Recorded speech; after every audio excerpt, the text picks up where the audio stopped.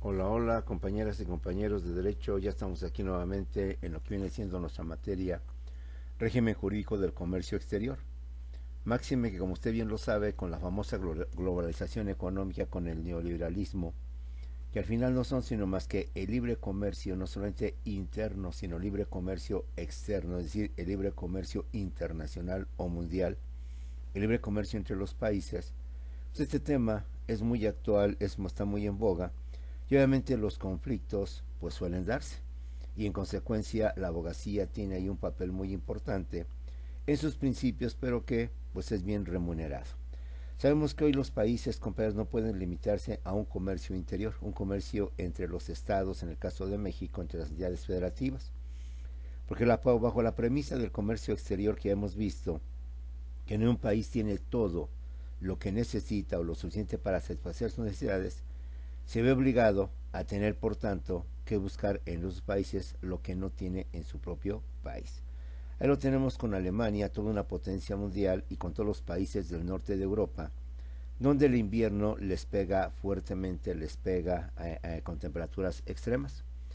Ellos, como no tienen gas natural para poder llevar a cabo lo que viene siendo el calentamiento de sus casas, a través de toda la tecnología que permite lo que viene siendo la calefacción o todo lo demás, pues entonces se ven obligados a tener que pedir a países, como es el caso de Rusia, que les vendan su gas para de esta manera poder tener la materia prima que les permita llevar a cabo el funcionamiento de sus calentadores, de sus calefactores, es decir, de sus casas en estos inviernos que son demasiadamente extremos. Pero la guerra de Ucrania con Rusia provocó que Rusia, entonces, dado que los países de Europa del norte occidentales apoyaran a Ucrania o estén apoyando a Ucrania, ha provocado que entonces Rusia ya no les venda el gas natural a Alemania principalmente y a todos los demás países europeos del norte. Como puedes ver, aquí el comercio exterior tiene una gran importancia. De hecho, México, ante la falta de plantas coquelizadoras que ahora se están llevando a cabo, ya se ofreció para vender ese gas a los europeos, que solamente hasta el próximo año podrá venderlo y por lo tanto podrá expandir más su economía y en consecuencia podrá traer mayor divisas a lo que viene siendo nuestro país. Después de todo, el comercio exterior, como lo estamos viendo, es importaciones y exportaciones. También hemos visto o estamos viendo en estos días que se avisora un conflicto internacional con motivo del comercio entre México y Estados Unidos, como hace un par de meses lo fue entre China y Estados Unidos con motivo del acero, y se provocó una guerra de aranceles, es decir, de impuestos. Sabemos que Estados Unidos quiere vender maíz transgénico a México, maíz adulterado, alterado en sus genes, lo cual, como lo hemos dicho, pues no ha sido demostrado sus beneficios o sus perjuicios, aunque se presume que puede haber afectación al ser humano. Si ese maíz que consumen las personas viene alterado genéticamente, viene adulterado genéticamente, al ser consumido por el ser humano, se supone que entonces también eso va a alterar o afectar al ser humano. Pero como no hay estudios todavía, dado el tiempo, dado que esto no se da de un día para otro, no se da de un minuto o un segundo, sino que tarda años, quizás tarde décadas, no sé cuánto tiempo pueda tardar, los científicos de ambas partes, quienes lo defienden y quienes lo atacan, no saben a ciencia cierta si es benéfica o al menos no es benéfica pero no es perjudicial el caso de consumir alimentos transgénicos. La prueba es que ya la hambruna está aparentemente solucionada. Ese jinete del apocalipsis que amenaza a la humanidad con la hambruna, de los seres humanos, entre otros catástrofes, va a tener que morir, o hecatombes mejor dicho, va a tener que morir por hambre, pues ya quedó sustituido con los alimentos transgénicos. Pero no sabemos los efectos, las consecuencias biológicas, fisiológicas que va a provocar. Y México, ante esta perspectiva, pues ha manifestado la no compra de lo que viene siendo ese maíz transgénico. Durante los gobiernos neoliberales se compraba, y en grandes cantidades y en grandes volúmenes y en muchos miles de millones de dólares. Todo un negocio lo que venían haciendo el PRI, el PAN, el PRD para el beneficio de unos cuantos. Ante esta situación, México alega su soberanía, es decir, alega no solamente su constitución, sino que alega que acertadamente López Obrador puso un capítulo en el TEMEC sobre lo que es la soberanía y el respeto a la soberanía de los países. Pero, pues como todos los abogados, no se van a dejar. Ni los abogados de Estados Unidos van a permitir eso, ni los abogados de México van a permitir eso. Entonces se avisora un conflicto en miles, en millones de dólares, porque son miles, millones de toneladas de maíz amarillo transgénico que se quiere vender a México, y esos miles, millones de dólares y de toneladas que México no quiere comprarle a Estados Unidos, no tanto por capricho, no tanto por terquedad o necedad, sino por el simple hecho de que el maíz transgénico, maíz amarillo, volvemos a lo mismo, no se sabe a ciencia cierta si perjudica o no perjudica al ser humano, aunque reitero, se supone que sí perjudica, pero esto no se va a ver ahorita, porque la afectación en caso de que lo viera o los beneficios pues se ven con el tiempo. No, lamentablemente estamos en ciencias sociales donde no podemos quizás adelantar o experimentar con ser humano a sabiendas de que puede provocarle lo que viene siendo la muerte. Les habla el profesor Simón Peralta Sástiga. Estamos en la materia régimen jurídico del comercio exterior y estamos analizando para entender este fenómeno y por tanto entender su reglamentación o su régimen jurídico o su marco jurídico, lo que es en sí el comercio exterior. El fenómeno, el suceso, es el comercio exterior. Y por tanto la forma de reglamentarlo es a través de un derecho internacional. Pero dado que es un aspecto muy importante, muy específico dentro de las relaciones internacionales, entonces requiere la atención, el cuidado de un régimen jurídico especial, de un marco jurídico especial, que ustedes como futuros abogados pues puedan entender, puedan comprender en todo su contexto, en toda su magnitud. Es decir, como abogados ya conocen el manejo de las leyes, o al menos a estas alturas se tiene un gran conocimiento de lo que son las leyes, de lo que es el derecho. Y ahora, el fenómeno del comercio exterior, o el suceso, pues hay que también analizarlo para entender y contextualizar cuáles son las leyes o cuáles son las disposiciones legales que regulan el comercio exterior. Máxime, como lo hemos dicho y como lo vas a ver en derecho internacional, pues lamentablemente no tenemos leyes supranacionales. Y aunque las tenemos, y sí las tenemos, hemos visto, y ya lo hemos ejemplificado en varios casos, que las potencias, las grandes potencias, difícilmente las acatan, se someten. Asumen el compromiso de palabra, asumen el compromiso firmando sus presidentes o ministros dichos tratados o dichos convenios. Pero a la hora de la hora, cuando viene un caso práctico, un problema práctico, pues resulta que simplemente no acatan, no escuchan, no solo a las leyes, sino inclusive a las instituciones supranacionales que se han creado con acuerdo de todos los países para dirimir como un tercero parcial o un tercero, perdón, imparcial o un tercero ajeno a ese conflicto los problemas y las situaciones. Ya entraremos de lleno a ver lo que es el GATT. Bueno, ya no existe, ahora existe la OMC, pero el antecedente del GATT, de la OMC, es el GATT. Es un organismo que se ha creado precisamente para que ahí los países puedan ventilar sus diferencias, sus litigios, sus conflictos y evitar lo que en un momento determinado puede un país sobre otro país, que es la guerra. Bueno, si no quieres por las buenas, pues vámonos por las malas. Somos sociedades, somos países, se supone, civilizados, países que hemos vivido guerras en todos los sentidos, porque estábamos en plena evolución, pero que ahora es imposible de pensar que los problemas puedan solucionarse a través de la guerra. Y a pesar de un régimen jurídico exterior, a pesar de instituciones supranacionales, pues aún todavía estamos, vamos a decirlo coloquialmente, en pañales. Y es una tarea, es una función de ustedes como futuros abogados, poder dirimir estas situaciones, no cuando se trata de litigios o conflictos entre particulares. Ahí tenemos un derecho civil, un derecho penal, y todos los demás países tienen también este tipo de leyes o de regímenes. Pero a nivel internacional, a nivel mundial, reiteramos, el principal problema es que las subpotencias, Estados Unidos, China, Rusia y muchos más, difícilmente podrán aceptar y reconocer, aunque de compromiso lo han hecho, y someterse a el dictamen de una autoridad supranacional o de una ley supranacional.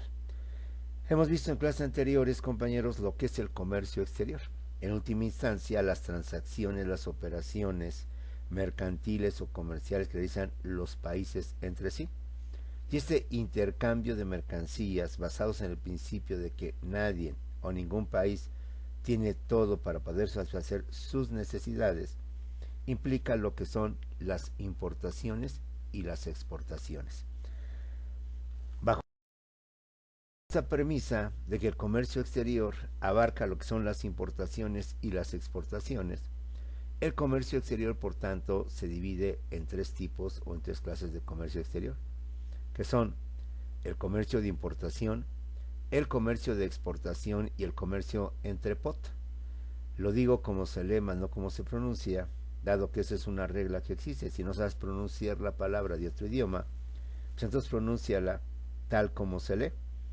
Tan mal es pronunciarla como se lee y no como se pronuncia, vaya la redundancia, como más malo o más peor sería emplear una pronunciación que ni tan siquiera se acerca a su pronunciación correcta. Bueno, entonces bajo el principio de que el comercio exterior representa en su definición importaciones como exportaciones, en consecuencia tenemos tres tipos de comercios: el comercio de importación, el comercio de exportación y el llamado comercio entre pot, que hoy vamos a analizar cada uno de ellos.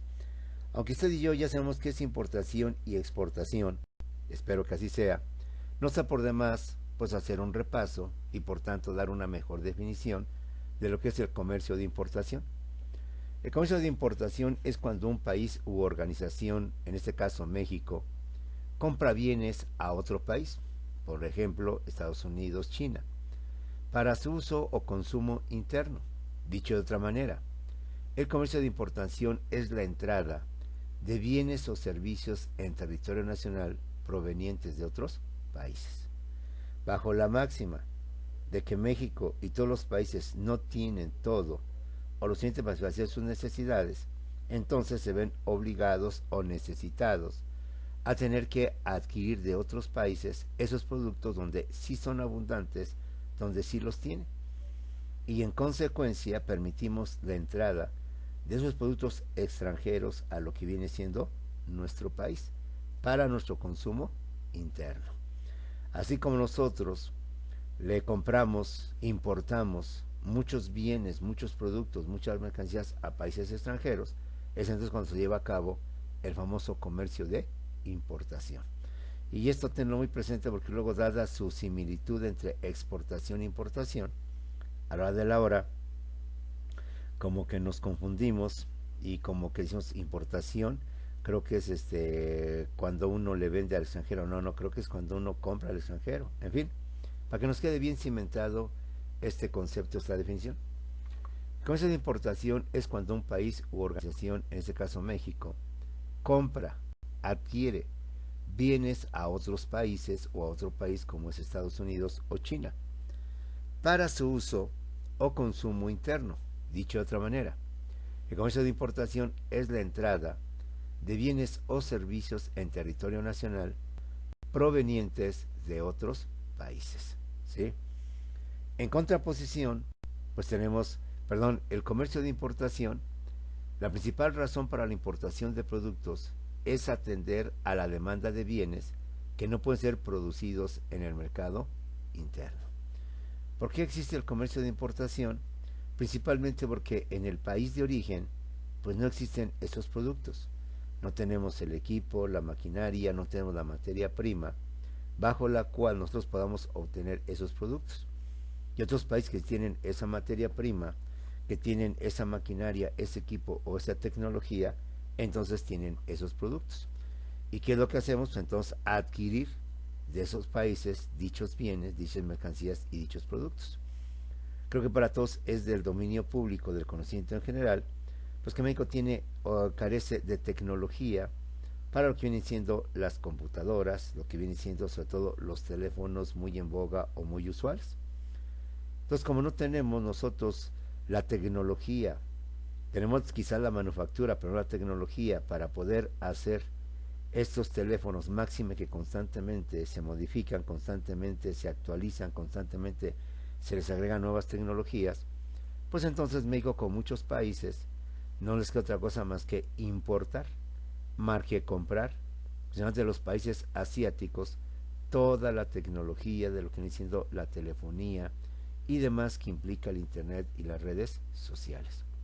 La principal razón para la importación de productos y para la compra de productos extranjeros, para la entrada de productos extranjeros a un país, es atender a la demanda de bienes que no pueden ser producidos en el mercado interno. O sea, así como nosotros, si vemos tantos aparatos, pues todos tienen Motorola, todos tienen Panasonic, tienen Iowa, tienen Kingwood y demás marcas 100% asiáticas, 100% extranjeras. Como yo alguna vez te dije, en mis tiempos, obviamente lo que prevalecía en aparatos electrodomésticos eran puras marcas extranjeras. Philips, Philco, General Electric y otras muchas más. ¿Por qué? Porque pues México no tiene esa tecnología para poder fabricar, para poder producir dichas mercancías y en consecuencia se ve con muchos otros países a tener que adquirirlo, comprarlo o permitir la entrada de los productos a nuestro mercado interno. ¿Sí? ¿Cuáles son los productos que México importa o compra del extranjero? Principalmente lo que es el maíz, ya lo hemos visto, increíblemente con esas políticas neoliberales que empezaron con Miguel de la Madrid y terminaron con Enrique Peña Nieto, pues el campo se abandonó. Y al no haber campo, solamente entonces tuvimos que comprar maíz y comprar maíz a Estados Unidos. Pero el maíz que Estados Unidos nos vende es un maíz adulterado, alterado genéticamente, llamado maíz transgénico o maíz amarillo. En consecuencia, México que históricamente desde las época prehispánica hasta antes de Lázaro Cárdenas, presumíamos ser un país eminentemente agrícola y el país número uno productor de maíz a nivel mundial, pues ya era en lo que caímos con esas políticas neoliberales.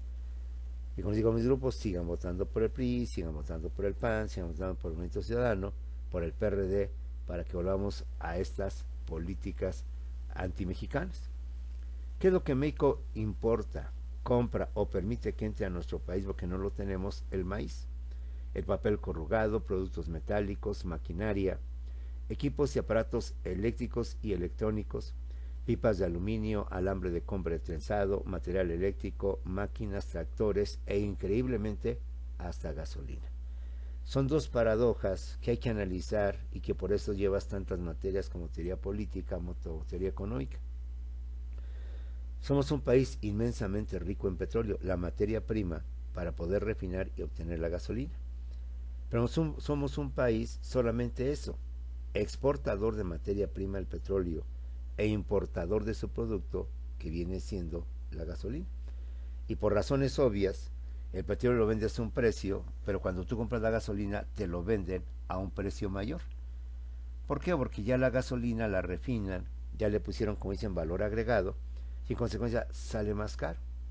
Por fortuna, en este gobierno estamos llevando a cabo la autosuficiencia en gasolinas, para que la gasolina deje de ser un producto de importación, ser un producto en donde México lo tenga que comprar, sino que ahora México produce, porque tiene lo más importante, tiene la materia prima, y somos inmensamente ricos en petróleo. También México es inmensamente rico en territorio nacional, ¿sí? 1.967.000 kilómetros cuadrados, de los cuales que vivimos acá por el Estado de México. Si nos vamos hacia lo que es el rumbo de Zumpango, y más allá de Zumpango, rumbo hacia Tepeji del Río, hay grandes campos, hay grandes lugares en donde aún se puede sembrar. Y que los gobiernos neoliberales ocuparon precisamente para hacer casas habitación y una serie de unidades de fraccionamientos que han llenado toda esa parte, pero espantosamente, y no solo en el norte de la Ciudad de México, sino también en el sur, en el este, en el oeste, en fin, en fin. Poco a poco vamos avanzando y vamos viendo entonces que México, aunque sigue importando maíz y gasolina, entre otras muchas cosas, pues esto se supone con el tiempo lo vamos a superar. Y con el tiempo esperemos que también se supere todo lo que México exporta, como tú puedes ver, salvo estas dos materias primas, bueno, la gasolina es materia prima.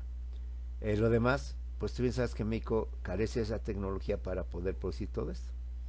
¿Cuáles son los productos que México importa o compra del extranjero? El maíz, el papel corrugado, los productos metálicos, maquinaria, equipos y aparatos eléctricos y electrónicos, pipas de aluminio, alambre de cobre trenzado, material eléctrico, máquinas, tractores, gasolina y un largo, etcétera. Ahora, ¿cuál es el comercio de exportación? El comercio de exportación es cuando un país u organización, en este caso otra vez México, vende, es decir, manda al extranjero bienes a otros países u organizaciones como Estados Unidos o China. Es decir, es la salida de mercancías del territorio nacional, la redundancia de mercancías nacionales, hacia lo que viene siendo el extranjero. Y así como México necesita de productos extranjeros, también los países necesitan de los productos mexicanos. Ya veremos cuáles son estos productos y, pues por decirlo, pues el petróleo. ¿Sí? Sabes que México es inmensamente rico en petróleo y que los países industrializados tienen las refinerías, va la redundancia, para poder refinarlo y convertirlo en gasolina y demás productos de hidrocarburos. En consecuencia, México, como todos los países y casi los países subdesarrollados, lo que vendemos, lo que exportamos son materias primas. Ya lo vimos en clase anterior.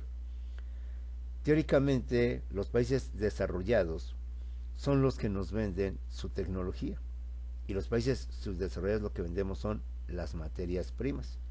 Por lo que se supone que quienes ganan son los países desarrollados. ¿Por qué? Porque cuando ellos nos venden, o ellos nos compran la materia prima, la compran a un precio razonable. Pero cuando ellos la industrializan, esa materia prima, y la convierten en producto, entonces le ponen valor agregado y entonces nos la regresan, pero ya con un precio más alto. Ya veremos más de este comercio exterior. Comercio exterior es cuando un país o organización, en este caso México, vende bienes a otro país, organización extranjera como Estados Unidos o China. Dicho de otra manera, el comercio de exportación es la salida de mercancías del territorio nacional al extranjero. ¿Cuáles son los productos que México exporta o vende al extranjero? Entre otros muchos, la cerveza, el tequila, el tomate, los chiles, los pimientos, los frutos rojos, el aguacate, los cítricos, el pepino, las almendras, las nueces, el ganado bovino. Como puedes ver, salvo la cerveza y el tequila, que son productos elaborados y fabricados, la mayoría son materias primas, son insumos, que es lo que viene siendo el famoso sector primario, el sector agropecuario, fundamental en toda economía, pero en relación con el producto, con el sector industrial. El sector industrial, reiteramos, le pone valor agregado y en consecuencia hace que la materia prima ahora ya envasada, enlatada, sea más cara que la materia prima que salió. México, como todos los países subdesarrollados, compañeros, se destaca principalmente porque lo que exporta, lo que manda al extranjero, lo que vende al extranjero, son insumos, son materiales, son materias primas, con lo que los países desarrollados o industrializados elaboran sus productos o mercancías, las enlatan, las envasan, las ensamblan y nos las regresan a un mayor costo. Salvo la cerveza y el tequila, que son productos elaborados, fabricados o industrializados, la mayor parte de lo que México exporta del sector primario, sector agropecuario, son justamente eso, insumos, materias primas o materiales. ¿Qué es lo que exportamos? ¿Qué es lo que mandamos al extranjero? ¿Qué es lo que vendemos? Tomate, chiles, pimientos, frutos rojos, aguacate, cítricos, pepino, almendras, nueces, ganado bovino, entre otras muchas materias primas u otros insumos que también se llevan a cabo. ¿Sí? ¿Cuál es el famoso comercio entrepot? ¿Sí? Vuelvo a repetir, lo leo tal como está escrito, más no como se pronuncia, y perdón aquí por mi ignorancia en el manejo de idiomas, pero se supone que comercio entrepot, y siguiendo la máxima, si no sabes cómo se pronuncia una palabra en idioma extranjero, pues entonces léelo tal como está escrito, que ya está mal hecho, pero peor estaría hecho si tratas de pronunciarlo a tu manera que a lo mejor muchas veces sale completamente diferente, ¿sí? Un ejemplo que creo que alguna vez te lo comenté en clase en otras materias, ¿sí? Yo estuve en una escuela, en una calle que se leía Dvorak, Dvorak, así como se oye, Dvorak. Yo que en aquella escuela también no nada más daba clases, sino también daba información para inscripción de nuevos alumnos. Pues todos decíamos la que es Dvorak, Dvorak, Dvorak. Así que llegó un maestro, si no mal recuerdo, ofreció servicios que también tenía esa función y me hizo la aclaración que no se dice Dvorak, se dice Borjak. Entonces ve la diferencia entre Dvorak y su pronunciación correcta que es Borjak. Se ha puesto esta extra clase, no como justificación, sí como explicación de que yo sigo esa máxima. Si no sabes leer esa palabra, pues entonces léela pues tal como se pronuncia, que ahí podemos sacar muchas conclusiones. ¿Cuál es el comercio entre pot?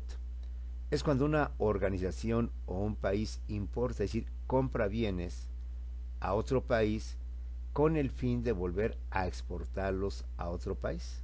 Increíblemente, México le compra a Estados Unidos un producto para que después México a su vez se lo venda, vamos a decir, a un país sudamericano o a un país asiático o africano. Entonces es una especie de triangulación.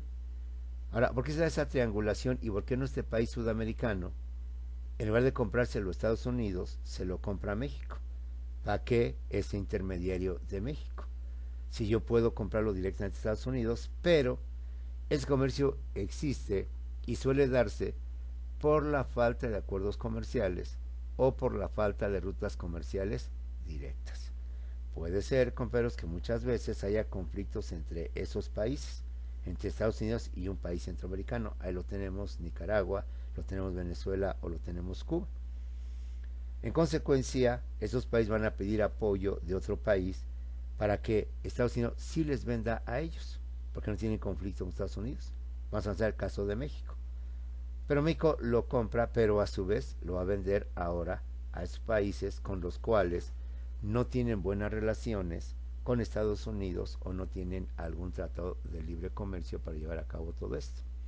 O bien no hay una relación directa, entonces hacia el comercio muchas veces entre Europa hacia Asia o de Europa hacia lo que viene siendo América suele ser difícil, o los países de Asia no están al extremo, sino los que están, por ejemplo, la India, para poder vender hacia lo que viene siendo México, digo América. En consecuencia, el canal de Panamá es un lugar muy apropiado para poder hacer este tipo de traslados. Y el famoso tren transísmico o del istmo de Tehuantepec que está creándose en este gobierno va a ser una fuerte competencia para el canal de Panamá, con algunas ventajas, porque este tren transísmico va a permitir que en su recorrido se establezcan corredores industriales en donde se puedan llevar a cabo el ensamble o la fabricación de productos. Llegan todas las partes de un producto, de un coche, vamos a decir.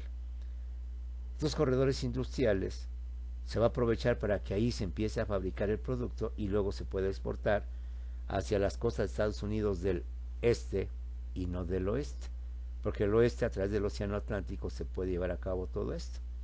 Pues yo quiero hacer el traslado hacia los estados de Estados Unidos, va la redundancia, del lado este, entonces tendría que darle toda la vuelta al continente americano o darle toda la vuelta por la parte de lo que viene siendo Europa y Asia.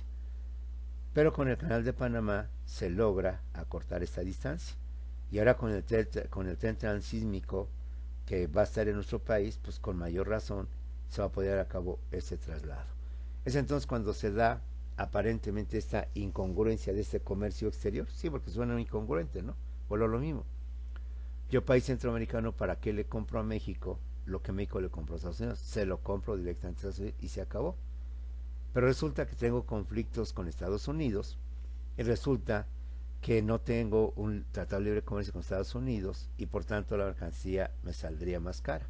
En cambio tengo un tratado de libre comercio con México y en consecuencia Obviamente México va a llevar su ganancia, pero va a ser menos oneroso que si lo compro directamente con Estados Unidos. Es el famoso comercio entre pot. Cuando una organización importa, compra, es decir, permite la entrada de bienes de un país a otro, con el fin de volverlos a exportarlos a otro país, y suele darse este tipo de comercio por la falta de acuerdos comerciales o falta de rutas comerciales directas entre estos países. Pasemos al siguiente tema, que son los aspectos o elementos del comercio exterior. El comercio exterior está conformado por varios factores o elementos, entre los que destacan, entre otros, los siguientes. Por razones de tiempo, razones del curso y por razones de que lo vamos a ver de este tema desde el punto de vista eminentemente jurídico, vamos a ver algunos de ellos. ¿Cuáles son? Los aranceles, el proteccionismo, las aduanas y el balance internacional de pagos. Importante para que ustedes tengan presente pues todo lo que implica el comercio exterior. Implica aduanas, implica aranceles, es decir, impuestos, implica leyes proteccionistas, implica balanza internacional de pagos, y podamos mejor contextualizar todo lo que viene siendo este tipo de situaciones. Ahora, empecemos por el primer elemento o aspecto del comercio exterior. Son ni más ni menos que los aranceles. ¿Qué son los aranceles, compañeros? Los aranceles son los impuestos, los cobros o tarifas que los gobiernos de los países establecen a las exportaciones e importaciones, principalmente a estas últimas, es decir, a las importaciones a la entrada de mercancía al territorio nacional, es decir, a los productos o bienes extranjeros que entran a su mercado interno a competir con los productos nacionales. Es muy clásico, es muy típico o muy tradicional que si yo permito que en mi país entren productos extranjeros que van a competir y posiblemente acaben con mi industria, dado que el producto extranjero, por sí o por malinchismo, pensamos que es el mejor producto que el producto mexicano, entonces puede venir este mercado a acabar con lo que viene siendo mi mercado interno. En consecuencia, voy a permitir que entren esos productos extranjeros, pero les voy a cobrar un impuesto. Les voy a cobrar, por tanto, una tarifa para permitir que entren legalmente a mi país. Y de esta manera, el país que mete sus productos, al tener que pagar impuestos por razones obvias, va a tener que vender su producto un poco más caro para recuperar lo que pagó de impuestos, lo que pagó por aranceles. En caso de que alguien no pague los impuestos, no pague los aranceles, entre otros muchos factores, entonces eso viene siendo el famoso contrabando, un delito, porque introduzco mercancías extranjeras a un país, pero sin los permisos y sin el pago de impuestos, y por tanto se convierte en un contrabando. ¿Qué son los aranceles dentro del comercio exterior? Pues son los impuestos, son los cobros o tarifas que los gobiernos de los países establecen a las exportaciones e importaciones, principalmente a estas últimas, es decir, a las importaciones, a los productos o bienes extranjeros que entran a su mercado interno a competir con los productos nacionales. Una política que se usó mucho hasta lo que es la globalización económica, pero sigamos adelante. En México, la tarifa arancelaria. Ya llevaste derecho fiscal, lo vas a llevar derecho fiscal, y sabemos que los impuestos están conformados por muchos elementos: el activo, pasivo y la tarifa. La tarifa es el porcentaje que vamos a cobrar o que el gobierno va a cobrar como impuesto en base al valor del producto o del bien que se va a crear un impuesto. ¿Cuál es la tarifa arancelaria? En México, por lo general, y para productos industriales provenientes de países con los que no existe o no se ha firmado ningún acuerdo de libre comercio, la tarifa está entre el 10 y el 20%. Aunque hay excepciones como las manufacturas de cuero y las prendas de vestir y accesorios, entre otros, que están sujetos al 35%. Es decir, los productos industrializados, fabricados, elaborados, ya convertidos en toda una mercancía envasada o ya perfectamente ensamblada, aquellos países con los cuales no tiene un tratado de libre comercio, entonces permite que entren a nuestro país, pero les cobramos entre el 10 y el 20%. Pero en algunos casos excepcionales, como es el caso de la manufactura y las prendas de vestir y sus accesorios, se les cobra el 35%. Pues te decía que eso de los impuestos o los aranceles y otro tipo de acciones, pues era muy típico, muy tradicional cuando se manejaba o no existía la relación económica. Ahora que hay la relación económica o el libre comercio internacional, pues los países acuerdan en estos tratados. Bueno, como vamos a permitir que mis mercancías entren a mi país y tú vas a permitir, yo voy a permitir que tus mercancías entren a mi país, pues vamos a dejarnos de aranceles, de impuestos. Y vamos a dejar que nuestros productos fluyan en ambos sentidos, sin aranceles o con muy mínimos. Y entonces así como este tipo de cuestiones se han ido quitando, subsanando. Pero si no hay tratado de libre comercio con otro país, pues entonces en el caso de México, para productos industrializados, se establece dependiendo el tipo de producto de un 10 a un 20% sobre el valor de las mercancías. Y excepcionalmente en los casos que ahí están que ahí pusimos en la positiva, se llega a cobrar el famoso 35%. Entonces, como puedes ver, la tarifa arancelaria viene siendo el costo para que usted pueda introducir sus productos extranjeros en mi país. Y si no lo hace, entre otros muchos requisitos, pues entonces está contrabandeando, está llevando a cabo el delito del contrabando. ¿Cuál es el objetivo de los aranceles? Obviamente obtener ingresos o recursos de los estados o países. Ya entrarás en derecho fiscal. Derecho fiscal verás que el Estado o los gobiernos tienen muchas entradas para poder subsanar y poder llevar a cabo los fines del Estado.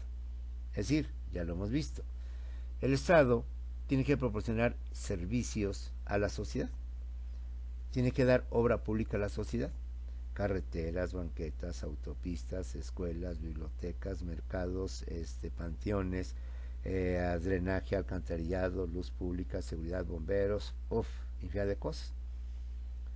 Pero el Estado gobierno, ¿de dónde obtiene ese dinero? Pues de los impuestos. Entonces yo gobierno, ¿dónde obtengo dinero para poder darle a la población lo que necesita? Pues de los impuestos. Y una forma, dentro de las muchas, es justamente a través de la importación. Si van a entrar productos a mi país, de otro país, y por tanto a competir con mi industria nacional, pues de alguna manera vamos a protegerla, haciéndoles que paguen un permiso, por así llamarlo, un impuesto, para que puedan vender sus productos legalmente en lo que viene siendo mi país. Y de esta manera obtiene el Estado lo que vienen siendo sus ingresos. ¿Cuál es el objetivo de los aranceles? Obtener ingresos o recursos los estados o países. Pues al final, cuando no había este libre comercio, imagínate la gran cantidad de dinero que recibía el Estado con motivo de los productos que se vendían en nuestro país, de los productos extranjeros. Otro de los objetivos es lograr que los productos nacionales sean competitivos y preferentes a los extranjeros similares en materia de precios. Muchas veces, pues como lo hemos visto, las supertiendas o los supermercados, hablamos de Walmart, hablamos de Aurrerá, hablamos de Soriana, de Comercial Mexicana, pues fácilmente pueden quebrar a una tienda pequeñita, una tienda chiquita. Porque estas grandes centros comerciales pues compran en más, en grandes volúmenes, y por tanto obtienen el producto más barato. No es lo mismo decirle a Bimbo, decirle a una empresa refresquera, oye, déjame unas 5 donas, o te voy a dejar unas 5 donas y unos 5 panes, pan blanco y unos 2 panes tostados. Aquí el comercial mexicana, digo a Bimbo, ¿sabes que voy a querer tantos, cientos, miles de donas, de paquetes donas, para todo lo que viene siendo mis sucursales de comercial mexicana? Entonces, al yo comprarle cientos o más dicho miles de su producto, solamente va a haber un mejor precio. Por eso las grandes cadenas te hacen luego esas ofertas o esas promociones, porque saben ellos de antemano que aunque le dan más barato, pues llevan ya su ganancia. A lo que no puede soportar la tienda pequeña y en consecuencia no puede competir y al final va a cerrar. Esto ya también lo vimos, en parte de lo que viene siendo la forma en cómo se da el famoso comercio. Entonces, al establecer estos aranceles o estos impuestos, pues se trata entonces de que el extranjero, por lo mismo, para recuperar su dinero que hizo con motivo del impuesto del arancel, pues tenga que vender más caro el producto y de esta manera ya el producto mexicano, más barato que el extranjero, pues por razones económicas o razones que usted quiera, pues ya decimos, no, pues mejor me compro el mexicano, está más barato que el extranjero y pues mejor me aguanto y ahora en mejores tiempos, cuando haya más dinero, me compraré un buen whisky escocés mientras me conformo con esta otra marca. Bueno, pues ahí estamos compañeros con esta primera parte de esta clase de este día. Nos vemos en unos cuantos segundos nuevamente para continuar con la segunda videoclase de régimen jurídico del comercio exterior. Nos vemos en unos cuantos segundos en la siguiente videoclase.